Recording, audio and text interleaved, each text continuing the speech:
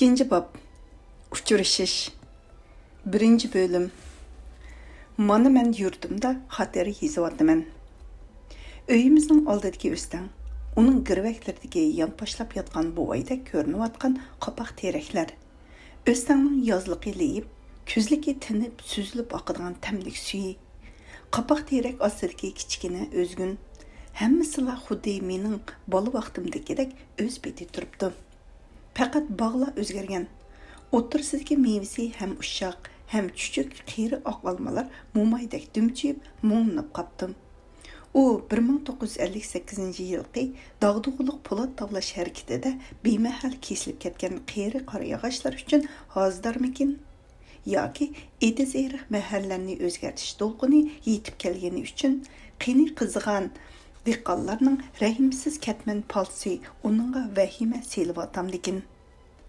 Mana izg'irin shamol. Kash ko'zining ko'ngilsiz zimiston purqi aralashgan nashtarlik shamoli meni bu yerdan haydamoqda. Uning zarbisidan o'stanning shovqinsiz erinchak suyi titrab, jimirlagan chambaraklar paydo qilib, xuddi hilli to'nglab uyib qoladigandek shumshaygan. Darg'a akilingan gunohkorlardek yalong ashlangan qiyri teraklarning eng yuqori shoxlarida ko'kirib turgan yupurmoqlar yerga qarab norozi holda asta pildirilib tushmoqda. Mening ularga ichim yetishdi. Ular aprelning oxiridan noyabrning oxirigacha ashu ko'k bilan mungdishilgan shoxlar ustida 7 oy chavakchilib pildirlashgan emasmidi? Ularning taqdirimi meningkiga o'xshash bo'lib qolgan nemisi? Hayotning qonuniyatiga xiloflik qilmadik. Go'zallik, istiqbol uchun intildik. Oqibat qiqildik. Sheximiz, bergimiz bilan mangulik xo'shlashdik. Mana endi bizga umid orzu, hatto hayotmi yot. Hayot bilan oxirgi qitim xo'shlashayotgan noumid odamdek osmonga qaradim. Osmon xuddi kir suyi chechiyotgan aynakdek xira, ko'rimsiz, qizg'ush parcha bulutlar ostida qog'lar ansizlik bilan vaqirishib shung'ishmoqda. Izg'irin kash kuz shamoli kun betishning tumanliq ufuq qirg'iqidan kuch bilan etilib chiqayotgandek borgan sari kuchaymoqda. Osmon borgan sari satlashmoqda. Chang, paxal chavar, qog'oz parchalari mononliq havo qatlamida ushmoqda. Men g'arbga qaradimda birdilla bazgiga tutgan odamdek titradim. Mening suyimlik o'g'lim bilan uning mehribon, tarsa, o'zamchil onasi ashu tumanliq shaharda panohsiz, yo'lanchiksiz holda kelgusining shafqatini taqat bilan kutib yashamoqda. Go'zalay, chilak bilan gibi yomon ustalarga loy to'shib, qurilishda ishlab kuniga 1.80 tiyin tepish yo'li bilan hayot kechiraman deb shuncha yil o'qiganmidingiz? Izg'irin shamollar sizni jim qo'ymagandi-a? Mening qora ko'z o'g'limni bu ko'ngilsiz kunlarda nima bilan qo'g'dayotgansiz? Uning hayotidagi sirliq ishlarni tushunishga qurbi yetmaydigan yumron, pok qalbini avundiradigan onalik haroratiga boy gaplarni nalardan izlayapsiz-a? Biz nimani xato qildik va nima uchun turmushning kechirgusiz jazosiga yo'liqdik? Biz uchun judolikdan boshqasining hammasi baxt edi-ku. İnsan ayğı tegmegem çölmü, dehqonlar vabodan qochgandek pitirlayotgan bir xilvat yezimi bizga yetgudek xo'shallik, harorat, baxt ato qilgan bo'ladi. Biz nemishqa hayot kechirishning mushu eng tuvan talabiga erisholmaymiz? Siz kunlikchi, men harvukash, har ikkimiz jamiyatning eng tuvan qatlamida. Shundoq bo'lishiga qaramay bizning kunlarimiz vahimalik, ishonchsiz. Bizdek odamning bolasi nima bo'lmoqchi? Uning ovu tumanliq osmonda pildirlab yurgan seriq yupurmoqdan qanchalik farqi bor ha? Ko'zlarim yetishdi. Alamdanmi yoki sovuqdanmi buni bilishning foydasi qanchalik? Baribir emasmi? Ala aka, dadam sizni bir chini choy ichib chiqamdikin degan edi. O'diqin aloqsada qizning nozik ovoz anglandi. Men shu chapla hushimga keldim. Rahmat singlim, dedim men qiziga qayrilib, bekorla ovar bo'psizlar. Bu qiz Umar Tamburchining qizi. Men tunugim bu yerga chiqib, ota-onamning tuproqi beshiga berib, duo qilib qaytganimda, bu kichik yezida birinchi bo'lib men uni o'ylagan. Degandek mening yezimizga kelganimni anglab, mana bugun birinchi bo'lib uyiga chillab qizini avatibdim. Men minnatdorligimni bildirish uchun qizga qarab kulimsiradim. Nechiga kirdingiz Juhargul? 16ga qiz levini tishladik. Nechinchi sinfgacha o'qidingiz? 5-chi. Nemishqa ko'proq o'qimadingiz? Dadam o'qitmasa. Nemishqa? O'qib a'lo okangdek bo'lguncha 4 o'muchining beg'ini bog'lab 7-8 nomer topqining tuzuk deb. Qiz gapining oxirini yutvatdi. Men g'ixliq bo'lib qoldim. Umar akamdek mahalning birdan-bir ma'rifatchisi bu gapni qilgan bo'lsa, boshqa nodon dehqonlar nimalarni demasin? Bu mahalda 10-sinfni tugatgan tunji o'g'il mangu. Uning ustiga mening aql idrokim to'g'risida eng qiziq hikoyalarni so'zlab yuradigan ixlosmanlarimmi mushu tug'ilgan yurtimdigu. Mening shuncha yil o'qib oxir bir dishli harug'a oralla ega bo'lib ko'mir to'shib yurganimga echingan, xafa bo'lgan, hayron qolganlar mushu yezda hammadan ko'p. Mana qizning gapidan ma'lum bo'ldiki, men izimdan kelayotgan nurg'un aqlli yoshlar o'smirlarning yo'lini to'sib qo'yibdiman. Yaqinlarimning tilini qisqa qilganimni oz deb, Juharguldaklarning istiqboliga ziyon sapdiman. Mana bular menga azob, to'lim azob. Istiqbolim xuddi avu kuyayotgan zig'ir paxilning to'nirdan chiqayotgan buruqtirma issiga o'xshab ketadigan g'arb osmoniga o'xshaydi. Yo'ruqdan, nurdan derak yo'q. Kunlarim tuzsiz, o'mashdek tamsiz, fikrlarim chigish, kirgan yipdek bosh uchsiz. İnsan g'oya va umid bilan yashagandilar hayot uningga ma'nilik, qiziq va qimmatli tuyuladi. U narsalarsiz-chu, u holda hayot to'xtamsu. Umr uningga laylab yurgan chirik ko'tak. Uning layligini bilan cho'kib ketganning farqi yo'q. Hayotda bunday odamlar ozmi? Ular tug'ilganda xushal bo'lgan odamlar nihoyat oz bo'ladi. O'lganida-chu, qayg'uradiganlar texmi oz bo'ladi. Bu xil odamlar har bir mahaldan tepiladi. Ularning bu dunyoda yashaganligi to'g'risida biror qiziq hikoya yoki biror belgi nishonmi qolmaydi. Mana bu xil jon egalari qatoriga kirib qolishdanmi cho'ng falokat, baxtsizlik bo'lmasa kerak.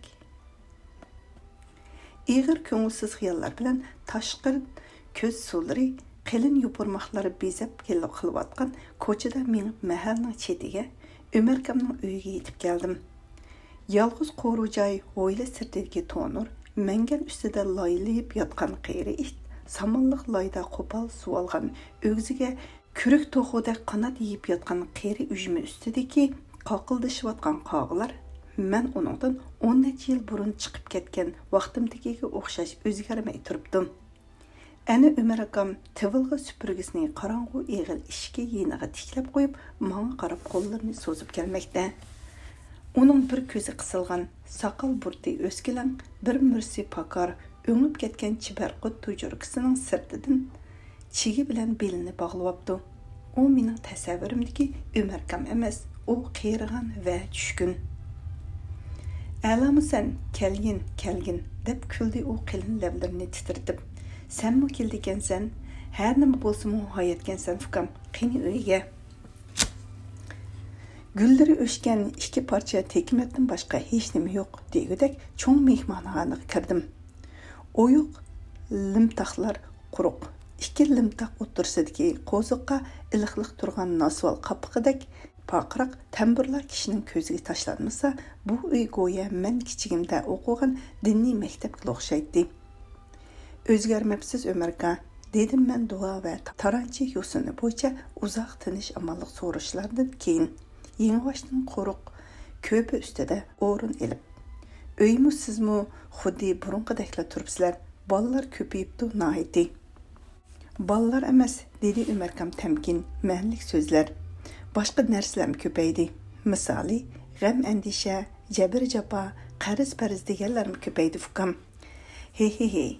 Lekin za noumid emasman. 3 qiz 4 o'g'lim bor. Xo'shliqimmi, boyliqimmi, umidim shular." Umarkam so'zlayotganda uning ovozi menga burunqidek jarangliq jozibilik tuyulmadi. Uning ovozida bovoylarga xos qanoat, sabr, toqat va mung borligini sezdim. U qiyirgan qizg'inligimi ufurgan, Acaba deb o'yladim men alam bilan maysinib. İnsan qiyirganda uning vujudidagi o'ziga xos alomatlarmi, qobiliyat, fazilat va yo'shirin go'zalliklarmi birga qiyirmag'andu, ha? Havas ishtiyoq qiyirg'iniga o'xshash insonning hayotga bo'lgan talbinmi qiyirib ketadigan o'xshaydi. Qani chayga baq, dedi u xuddi mening o'ylarimni bilib olgandek menga qarab qo'yib. Qandaq qiyirib demanmi? Hey Allah, tezli qiyirib ketdim. Heyliqi chaqda seni mingashtirib ora o'stanga ilib borgan to'riq baytaldimmi, qashaqlashib ketdim. Lekinza bu komuna degini bizni to'liqmi teliqtirvatdi. Xuddi zag'ridan bezar bo'lgandek komunadan mujaq to'ydim. Fukam odamning beg'razlarini boshliq qilib qo'ydi ekan. Jon halqumga yetib, doktorga ko'rinay deb yetisiga ta'zim qilib 2 so'm qarz so'rab barsang, 6 boshliq 20 kun muzokara qilib oralla javob berishidim.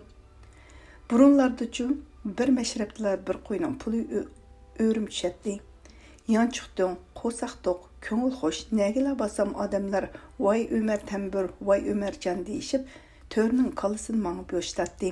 Hozirchu boshqaga chamim yetmay, 1 yil sanga kuzakchilik qilib edim. Ismim Umar Qaranchiq bo'lib qoldi. Bultur 1 yil tugmanga qarab edim. Mana endi Umar Sergi demakchi deyishib oldi. Bövəklik qilib yurib 36ga kirganda uylandim. Ballarning cho'ngi oralla 15ga kirdi. Umu qiz tehi, aqlli qiz bo'lib edi, nomerga ishlab o'qishdan qoldi. Sening bu yerdan chiqib ketganingga 17 yil bo'ldi. Ala, 30ga kirding. Qarg'ina, sening mu chechinga oq kiribdi. Hey, hech bir rohat farog'at ko'rmayla olamdan o'tib ketadigan o'xshaymiz. Undaqmi bo'lmas? Bu gapni ham Ömerkamga ham o'zimga tasalli berish uchunla aytdim. Tushdan keyin Ömerkam meni qo'noqliqqa boshlab bordi. Men ko'nglimda odamlar men bilan qo'l qisishib, quchoqlashib ko'rishadi deb o'ylagan edim. Lekin men o'ylagandek bo'lmadi. Odamlar qo'noq shig'i talashish bilan band ekan. Hech kimning menga cho'l istagmadi. Birlari butun oilasi bilan chiqib qo'noq shig'i bog'lab, shoxni bir yerga besiyotgan, yana birlari harvut olishib, yoqlashayotgan, yana birlari shox o'rayotgan, hatto 5-6 yoshli bolalar bilan dumchak buvay mo'maylarni xuddi shirinlik qo'g'in shapiqiga japlashgan, harlarda qo'noq shig'iga yepishgan. Birmi bekor odam ko'rinmaydi. Faqat birla odam qo'llarini havoda pulanglatib, og'il-tog'il ovoz bilan vaqirib, mas buqidek u yoqdan bu yoqqa oldirash minib yuratdi. "Avu kim Ömerkam?" "Höpigarda", dedi Ömerkam ta'ni qilib kulib qo'yib. "To'nib baqa u kim?" Men uningga yiroqdan sinchilab qaradim. U kirlashgan mashrang shim cho'jurga, chekilgan xo'rozning tojisiga o'xshab qolgan harbiy shapka. Putiga cho'xay kiyib, mursiga mashrang birizin sumka esib, belikiga qizil belga taqib olgan soqol burdi o'skilang chiroyi surlik odam edi. To'niyolmadim, kasb almashtirgan harbiygu deyman. Ha. Ömerkam ko'zdan yosh chiqishi kuldi. Ras almashgan, dödlükdən saranlıqa almashgan. Ha. U kim Ömerka? İba taz emasmi? Voy, heliqi 1-chi sinfda 4 yil o'qigan İbami? Ha, jiq o'qigan uchun hozir u dadoyning sekretar demakchi. Ha. Menmu ixtiyorsiz kulib ketdim. Mundaqdan. Shuning uchun butun mahalla qo'noq shig'iga dumchishdi-da, "Hey İba, meyerga kel. Yaxshi tamaki va birdam orom elib ol." İba yenimizga keldi. U men hömiyib qaradi. Mening qizg'in salmimga parvomi qilmasdan, xuddi bola vaqtlarida men uni sinfdan ko'chirmagandek, menga o'shmalik bilan chekchib qarab qo'ydi. "Qandaq İba?" dedim o'z ko'rib. "O'zingchi necha kunlik ruxsat elib kelding?" Ruxsat so'raydigan uning İba sekretari yo'q ekan emasmi? Ömerga mazoq aralash kulib qo'ydi. İba shujisi bo'lmag'ini bilan xo'ja aksi bor. Bilmaydi demsan, u 4 xillar bilan ishlaydi. Harva haydayotamsan? Ha. Sana yaxshi ish tegibdi alavay, dedi u xuddi har bir so'zni eg'izdan dumilatib chiqarayotgandek chinqilib. Akub qulashqa salmabdi helimi. Yenik bo'lib qolgan bo'lsa, qo'noq shig'ingni to'shib o'tay, dedi Ömerkam birdilla xafa bo'lib. Tetiqsizning gapini, Go'harni loyiga patirvatsa, ish og'ritish yo'q, davatgan gapini, sana o'xshash 100 sekretarni yanchib qo'yib, Әлгәктен өткізіп yoğursa, әладак алымның bir tal tırnıqı yarılmaydı. Bildin mi? Sen qaysı töt xilni maqtılmağan? Dedi İbaq Ömer kamğa alayıp. Şundaqlıqыңdan küreş, peypəndən qutulmaysan. Özümnің əskilikidən emas, sana oxşaşlarının əskilikidən tolu dumba yeymen. Nemi deməkçisən? Zamanı yaman deməkçi mi? Nemi deysən şu? Qolundan kelginni qıl. Voy yolundu teyre. 10 neçə yıl kelmegen bir məhəlikin ming təsi bir kelse davatqan gipini qara. Sen de adamkerçilik degen нәрсе nemi qılsın? Men Ömerkamni mahalliga zo'muzu qaytirib mangdim. Yo'lda kelgicha untinsiz odamlar ularning o'zgarishlari to'g'risida o'yladim. Iboq bilan kichigimizda billa padiq baqqan. U mendan 5-6 yosh cho'ng, necha hassa kuchlik edi. Sazliqning yumshoq chimanligida uning bilan chelishib o'ynaydim. U menga qo'yi qumushliq orasidan quloqcha suv cho'kib yurib, o'dak bolasi tutib beradi. Yar bo'yidagi buloq suyiga chiroyli tugman yasab beradi. U chaqlarda u juvaz öküzdek, yavaş, narsidedek sadda, oq ko'ngil, mo'maydek ko'yimchan edi. Men Iboqning podichi vaqtiga bo'lishini orzu qilatdim. U nemishqa bunda qo'pol, rahimsiz, takabbur bo'lib o'zgarib ketgandi, ha? Shuji bo'lgan uchunmi? Yo'q, Zulya akamu shujigu. U nemishqa odamga yoqdi-yu, bizning Ibo nemishqa ximiga yonadi, ha? Ömerkam yo'lda kelgucha Iboning qilmishlari ustidan shikoyat qilib uni yomonlab keldi. U yomonlagan sari mening Iboga shuncha ichim og'ridi. Chunki u hamon bir kuni mansab o'rnidan qo'rqaladi. Shu chaqda u to'limi yetim, to'limi bechora holga tushib qoladi. Men o'z yurtishimning kelgusida yomon kunga qilishni hargiz xohlamayman. Kashqurni qiblidan so'qqan ochiq shamol bilan qor aralash yomg'ir yig'ishga boshladi. Ömerkamning to'g'olari to'rsi pakar, ushqash uvusi bilan to'lgan lapas ostidan bollari dalan uyning kengi va o'choq mantisidan o'rin oldi. Ömerkam ikkimiz heliqi yo'g'on mehmonxonadagi parcha tekmat ustiga tashlangan yostiqlarga eg'inab parang'i tushdik. U mening hammala ishimga qiziqatdi.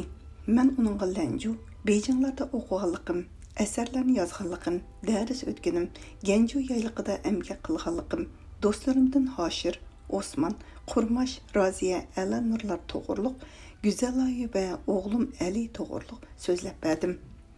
U xuddi bir qiziq kitobdagi qiziqarli hikoyalarni tutib olishga butun zehni bilan berilgan aqlli o'smirdek mening bayonlarimni ixlos bilan angladi. O yirik alqanlarga saqalliq enkini qo'yib olib, oldimda dim yotadi. Men beshimga kelgan eg'irchiliklarni so'zlaganda, uning qilin lavlari titrab, ko'zlari tumanlashadi. U go'yo shu yillarda, shu yerlarda men bilan birga shu ishlarga qatnashayotgandek, tatqan azoblarimdan azoblanib, xushalliqlarimdan xushal bo'ladi. Bundaq odamdan nemini yoshira olaysan va uningga qandaqmi yolg'on gap qila olaysan? O'xshashgan, diqqanmi, ziyolimi, kadrmi o'xshashgan.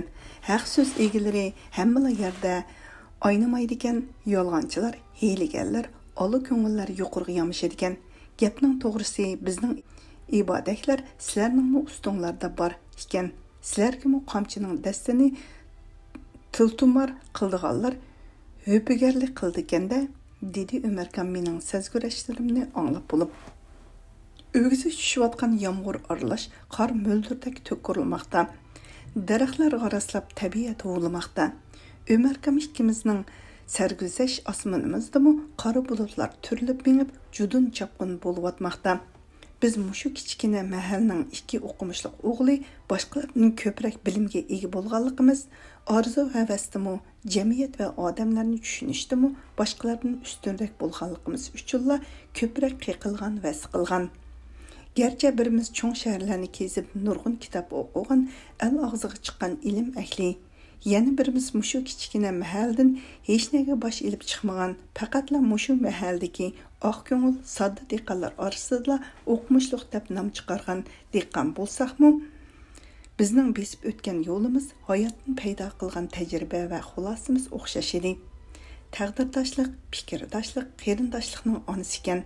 Biz talışadigan, zidlashadigan hech ish bo'lmaganiga o'xshash, biz faraz qilmagan hech qanday xim xatarmi yo'q ekan. Bizni oldimizda texi nimalar kutib turadi? Biz yana qanday qismatlarni boshdan kechiramiz? Biz endi mushu masalalarni so'zlashga turdik. Alini menga ochiq bergan, dedi Ömerkam ig'ir xo'rsinib. Güzellayni bir amal qilib ota-onasining yeniga yo'lga selib etishga bo'ladi. Sen Uyg'ur tarixi, adabiyot degandek narsalarni texchi tashlamabsan. Texi inglizcha o'rganishni qo'ldan bermabsan. Bu narsalarning mayli asqatsin yoki asqatmasin, sen buni o'ylab o'ltirmaysan. Sening bu narsalarning ko'ngling suv ichidi. Sen bu narsalar bilan mashg'ul bo'lganing uchun o'zingni odam hisoblaysan. Odam bo'lganing uchun dunyoda bir nishonni ko'zlab mengishim kerak deysan. Men bu gaplarga qo'shilman, qarshi emasman. Lekin birla gaping menga yarmidi. U qaysi gap demsina? Endi dunyodan bo'ytaq o'tman deganing. Bilib qo'y, ba'zida jamiyatdan topmagan baxtni uydan topalaysan.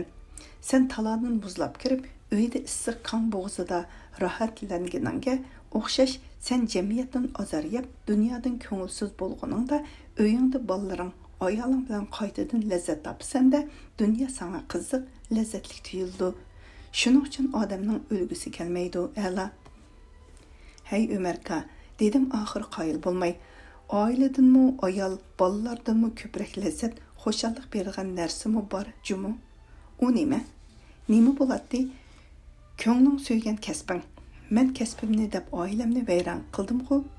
Navoda kasbimni demisam, Güzellayning royiga beqib ish qilalatdim-da, baxtli odam bo'lalaydim. Uning bilan aramizda talashadigan boshqa hech gap yo'q. Berib orzu havasimizning o'xshash bo'lmaganligi bizni ayrilishga ilib bordi. Men bu xil turmush fojiasini ikkinchi qitim takrorlashni xohlamayman aka. Savossiz dehqon qizi bilan to'y qil deganingni qildi. Ömür bo'yi seni kutadi, xizmatingni qiladi, bolalaringni boqadi. Men hech qanday odamning men uchun qurbon berishini xohlamayman aka. Dehqon qizning seni yaxshi ko'tishdan boshqa orzusi bo'lmasichu. U chaqda u qiz nihoyat bechora, arzimas odam bo'lib qolmamdi. Qandaqmi sen uning bir umr nodon, bechora o'tishiga yo'l qo'ya olaysan? Bo'libmi sana o'xshash odam uning qalbida bir orzu, nishon paydo qilmay qandaqmi tinishtira olaydi? Uning ustiga bir umr, yo'q, bu mumkin emas. Men bir angliq, g'oylik odam bilan bir kun yashasammi roziman. Meni kutishni oliy maqsad qilgan biri bilan bir yil umr o'tkazishga rozi emasman. Bo'ron huvlamoqda. Qora aralash yomg'ir panjaralardan chopqudib urmoqda. Uy ichi jimjit, dalan uydan kimdir birsining xo'rki anglanmoqda. Biz jim bo'lib qolishdik. Uzoq jimlikdan keyin Ömerkam kulib qo'ydi-da, menga qaradi. Odamlar yerda umr ko'rib sen daraxt beshiga chiqib olsang masxiraga qolsan. Sen ala texla kitoblarni qutulmabsan. Hammaga kitobdagi gaplarni o'lcham qildi ekansan. Beshinga shuncha ko'ngilsizliklar kelibdi, lekin sen texla turmush bilan kitobni, pakt bilan xiyolni aralashtirib etibsan. O'ylab baq, dunyoda zodi yana biriga beqinmaydigan kim bor ekan? Hamma odam boshqa biriga beqinib yashaydi. Podshoh bo'lsin yoki gadoy bo'lsin, baribir biriga beqinadi. O'zidan ustun kuchlik birini o'ziga ulga boshpana qiladi. Birining bu murabbasi cho'ng, birining kichik yoki bo'lmasa, birining hayot, yana birining o'lgan bo'ladi. Baribir biri yana biriga beqinadi, cho'qinadi. Senmi palan-shalan deganing bilan biriga beqindi ekanligingga iqror bo'lmagining bilanmi baribir shundoq. Bundaq bo'ldi ekan, bir odam yana bir odam uchun nemishqa qurbon bermaydi ekan. Senmi o'zing sezmay turibla boshqa biri uchun qurbon beryapsan-ku. Misoli alayli, seni mailingga qo'yib bersa, kitob o'qiyding, maqola yozatding, hargizmi harokashlik qilib ko'mir to'shmayding. Sen o'zingdan ustun bir kuchga beqindi. Shunga sen uningga qurbon bersan, vaqtingni, kuchingni, aqlingni uningga taqdim qilsan. Mana bu qurbon berish. Sen ko'ngling tortmaydigan biriga qurbon berdikkensan-nu, yana biri sen uchun xolab turib qurbon bersa, buning qabul qila olmog'idek nemisi bor ekan? Men sana o'xshash ko'p o'qimagan, dehqon odamman, lekin qora qo'rsoq, nodon emasman. Jiq kitob o'qiyman, jiq o'ylayman, jiq ishlarni o'zimcha xulosa chiqaraman. Oldimdan o'tgan ishlarni bir-biriga selishtiraman, dangsab ko'rman. Kitoblarda nimalar yozilsa, shuni to'g'ri deydigan gul chog'larimiz o'tgan o'xshaydi. Misoli, bir chaqlarda kadrlar kelib, boylarni jazoga tortib, mol-mulkini musodara qilganda xo'shal bo'lgan. Keyin yer berdi. Yezliq hukumatga kotib qildi. Xo'shal bo'ldim. Endi yaxshi kun ko'radigan bo'ldik deb o'yladim. Rayonda soniya nafsi qurilib edi. Men 24 kishilik san'at o'mikiga boshliq bo'lib, davrni, partiyani tambir chelibmi, she'r, drama yezibmi kuyladim. Hisoblab ko'rsam 40 necha tekis labbar 4 drama yezib xalqqa o'yin ko'rsatibdiman. Keyinchi biz san'at uyi emas, Gongshining sut parashuk zavodining ishchisi, ko'kta terib kadrlarni boqadigan moliya bo'lib qoldik.